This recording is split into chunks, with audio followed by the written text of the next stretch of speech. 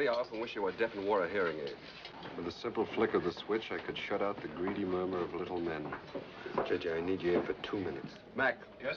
I don't want this man at my table. I've got a message from your sister.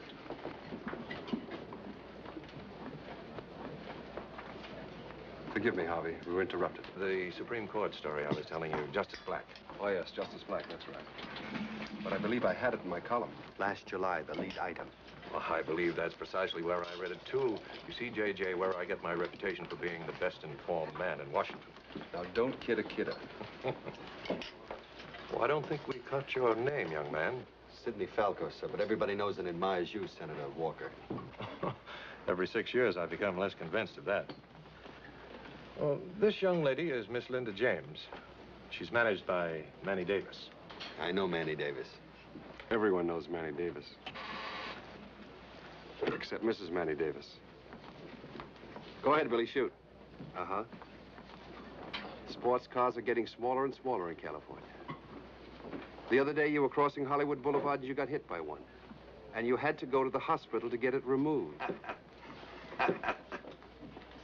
Billy, you're not following the column. I had it last week. Senator, do you believe in capital punishment? Why? A man has just been sentenced to death.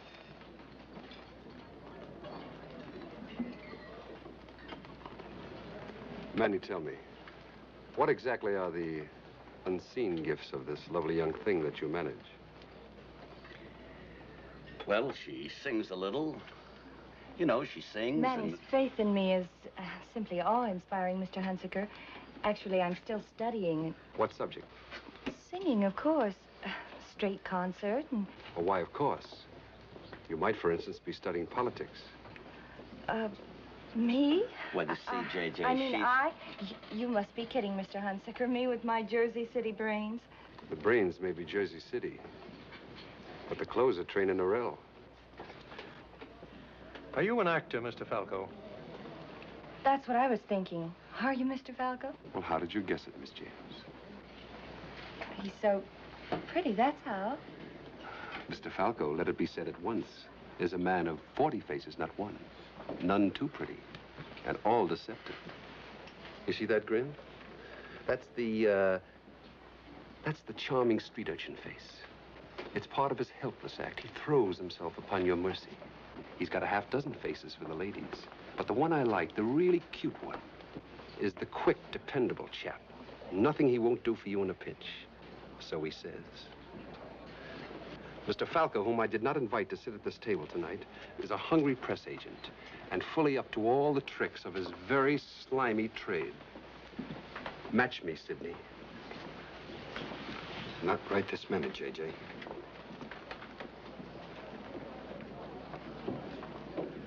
I know that wonder boy of yours opens at the Latin Quarter next week. J.J., Say goodbye, Lester.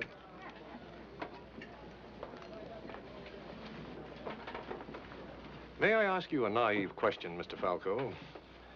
Exactly how does a press agent work? Well, answer the man, Sidney. He's trying to take you off the hook. You just saw a good example of it, Senator. A press agent eats a columnist dirt and is expected to call it manna.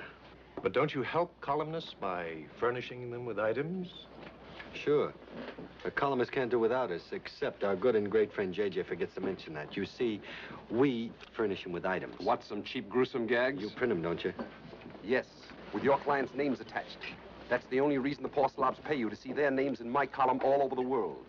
Now I make it out you're doing me a favor? I didn't say... The day I can't get along without a press agent's handouts, I'll close up shop and move to Alaska lock, stock, and barrel. Sweep out my igloo. Here I come. Look, Manny, you rode in here on the senator's shirt tail, so shut your mouth. Now, come, J.J.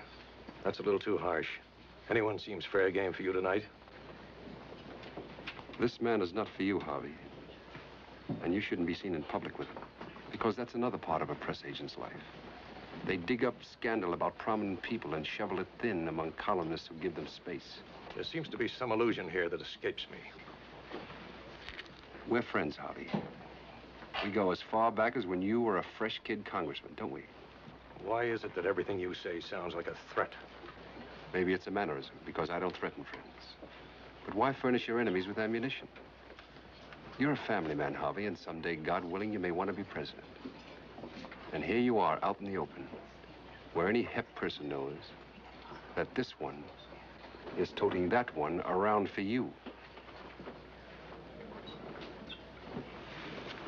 Are we kids or what? Next time